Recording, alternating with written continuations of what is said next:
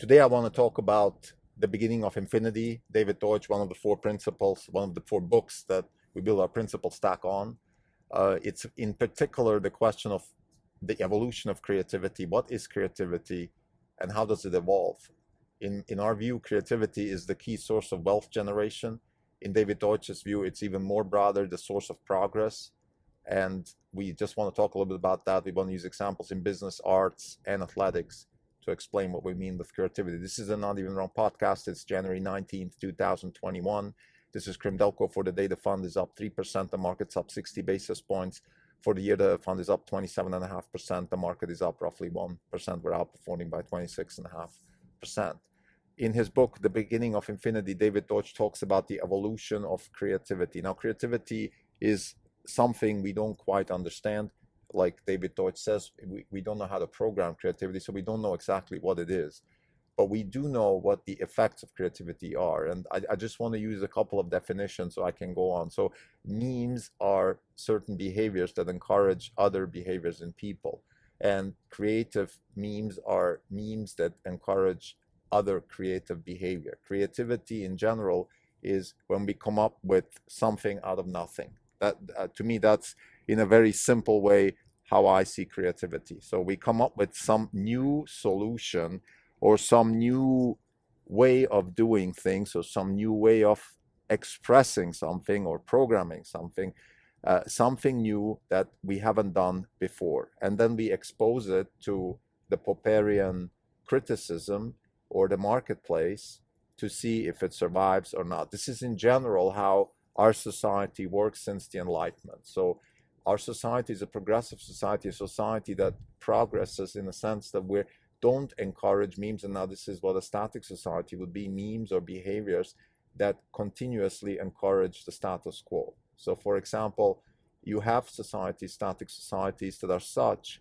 that you are rewarded in that society if you keep doing the same thing, and most importantly, if you keep encouraging behaviors that don't change anything in the status quo. Very religious societies, fundamentalist societies, even the communist society under Stalin, things like that, typically are societies that don't progress because they can't evolve. They don't encourage new things. And creative societies are societies where memes are generated, creative memes, so behaviors that encourage finding new solutions to problems, and then those memes encourage even new memes. So there's a power law of memes, and I've mentioned the word power law so many times on this podcast.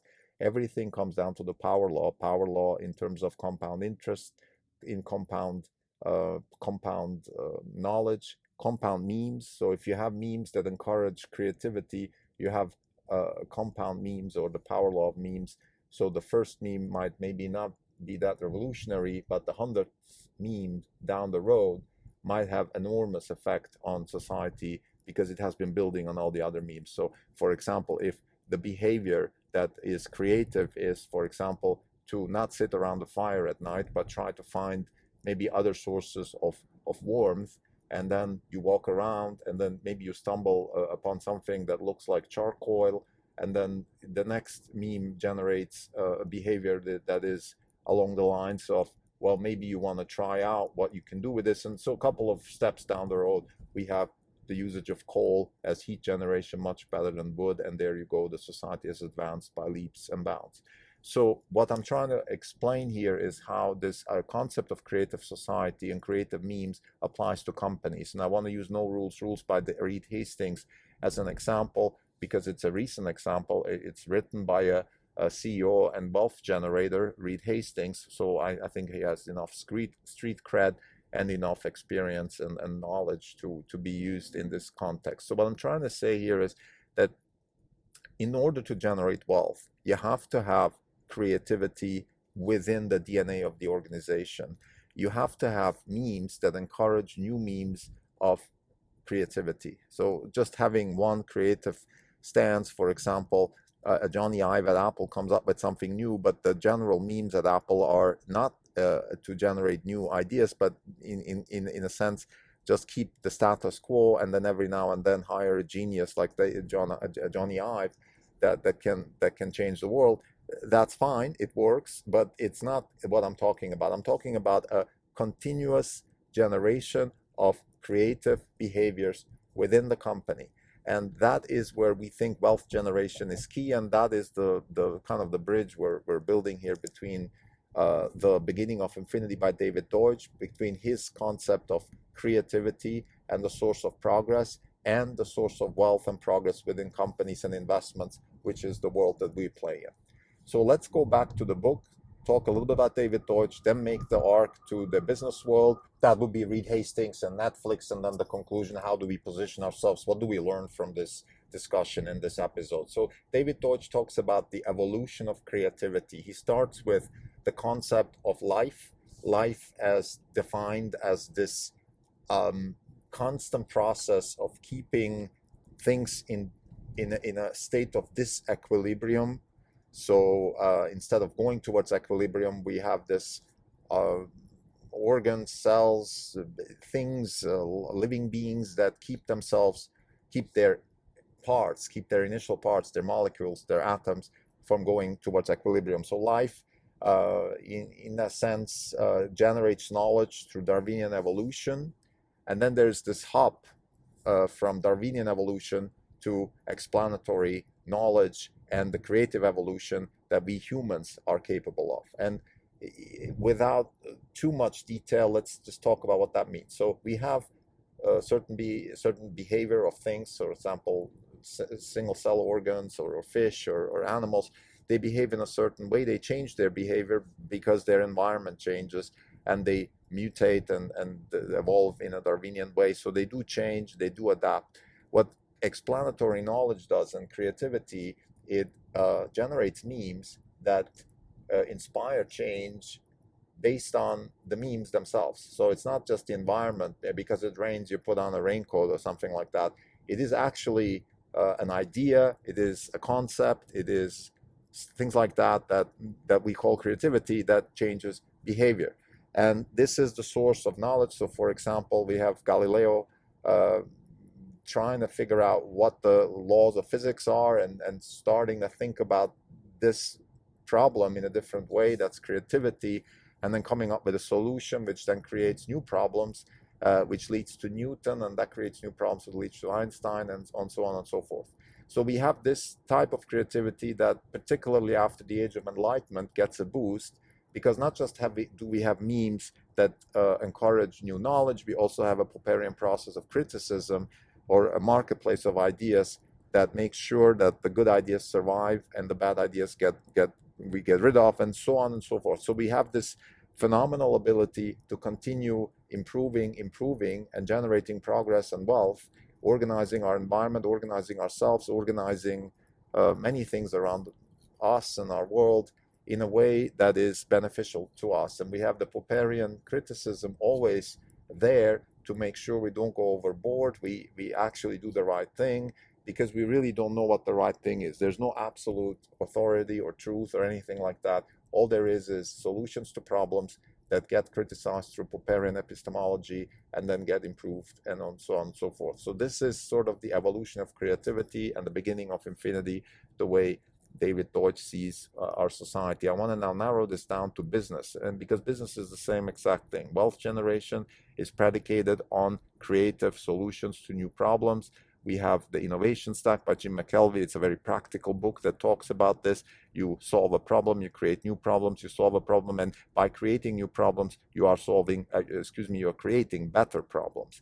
And I also now want to add Reed Hastings' book here, because Hastings really talks about a culture of continuous criticism within the company. And without saying it, he really is saying that instead of having sort of a CEO top-down, or the board and a top-down approach to how a company operates, you have a continuous Popperian criticism within the company towards better solutions to problems. Every single day, every employee is exposed to that in the Netflix culture of no rules. This is what Hastings is talking about. Now, I have my doubts about this in sort of more general viewpoints, because I think humans are very, how should I say, not perfectly tuned towards criticism at every stage. So I think we humans, we kind of need to institutionalize criticism. So, for example, criticism in the marketplace is fine.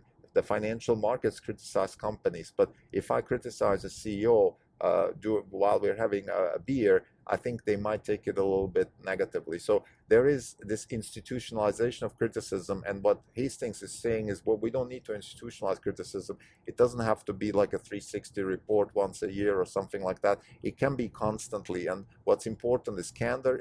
What's important is good intentions, and that's all fine. It just sounds a little bit difficult. It's almost like communism, where theoretically it's phenomenal, but practically it fails because human nature is not such that there's always good intention. So for example, if I have a culture of continuous criticism, I might use that criticism to empower my own position. Now, Hastings is very adamant about this. He says that he has checked for those problems, that he has made sure that those things don't happen within Netflix, and kudos to them, kudos to their ability to generate wealth. I'm just saying that in general, I think the level of criticism or the level of Popperian criticism that is applied within an organization, it's not so clear to me. It's something that I think warrants a little bit more research. It warrants also more questioning. So for example, we should ask Tesla or CRISPR Therapeutics or Twist Bioscience, all these companies that we own, how are you guys implementing the Popperian epistemology into your company? And of course, I'm not going to ask it that way. I'm going to ask it, what is criticism worth in your company? Are employees able to come up with new ideas to solution in a free way, or is there an institutional way? How does that work? In particular with Tesla, I'm very curious how that process works. So these are things that I think we need to work on. But overall, I think the beginning of infinity fits very well into our principle stack because it shows in a general way how progress is happening. This is the actual mechanics of progress. This is almost the first steps into programming progress. So therefore, according to David Deutsch himself, this is the first steps to actually understanding the mechanics of progress. And I think as investors, if we understand the mechanics of progress, we have a very good chance to actually match our mission, which is to generate wealth by investing in fundamentally new concepts and engineering practices with large impact. This is our mission. In order to achieve that, we have to understand progress, because generating wealth and progress are almost synonyms. And we believe that the path towards progress starts with creative means, creativity, defined as finding new solutions to existing problems, and then having a Popperian process that makes sure that those solutions are criticized. That's the key. So it's not just finding the new solution, it is also criticizing them. What is the marketplace of ideas within your company? How do you generate better ideas and replace ideas with better ones, and so on and so forth? Those are the key questions that we're monitoring going forward. And that's exactly how we're positioning ourselves. So we're going to try to avoid companies that don't have a clear answer to that. And we're going to obviously try to increase our positions with companies that have a clear answer. Now let's talk a little bit about our actual positions. Tesla is the biggest one now. How is Tesla dealing with this concept of Popperian epistemology and creative ideas? So far, I think Tesla has proven in many ways that they're able to adapt, to change, to bring new solutions to existing problems. Tesla is a very agile company in any which way, and I think it goes back to the founder and his philosophy of engineering solutions, building innovation stacks around problems, iterating. Iteration is key. Iteration is another word, particularly in the engineering world, for Popperian epistemology. Iteration just means you're continuously testing ideas in real life, in physical form, and against the laws of physics, and you keep improving. So this is one way, of course, that Tesla can improve. There's also sort of the soft way. So for example, can they improve customer service and things like that? There, I think Tesla is probably, I would say, doesn't have such an iterative process. Although even there, if you think about, let's say, Elon Musk is using Twitter as a sort of source of what could be done better. So that's again very interactive. So maybe there is some Popperian process there. And then when we look at software, I think in the software side, that is very important, that I think they have, of course, through their own fleet and the data that they generate through the fleet, they have also an iterative process or a Popperian epistemology to test new ideas against real physics. On the CRISPR side, I would say there we are a little bit less certain about these types of concepts.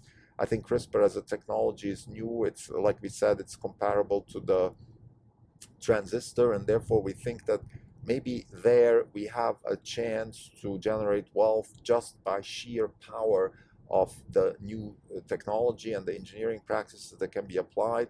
Although we don't want to underestimate the power of management concepts and behavior within companies and such things, that is also very important. It's not as critical as in other industries, but we don't want to underestimate it. We believe, let's say, Twist Bioscience has a very aggressive, iterative approach towards their business. We believe that Intelia is also trying to be creative in solving certain problems that the CRISPR complex is not attacking as thoroughly. We believe that Fate Therapeutics seems like a very creative company. Seems, of course, is not a word you want to hear by a fund manager, but we just haven't had enough insight into the inner workings of the company to be sure about that. But just to finalize this section, it is absolutely paramount that also in these types of companies, we have the creative process and the Popperian epistemology at place. A good example is Intel. Intel was a very successful company and had lots of tailwind from the invention of the transistor and then the semiconductor. But with Andy Grove on top and Jordan Moore and all these people, they also built a company of creativity, of innovation, of building an innovation stack, solving hard problems, creating new problems, solving them. That really made them who they are, and they also enabled a whole industry. So I think we should not underestimate these so-called soft factors or the epistemological importance of having the right mindset, the right memes, the right creative memes within companies like our CRISPR index, because even though you have a huge tailwind, you can still make a difference by doing the right things and having the right mindset. Thank you.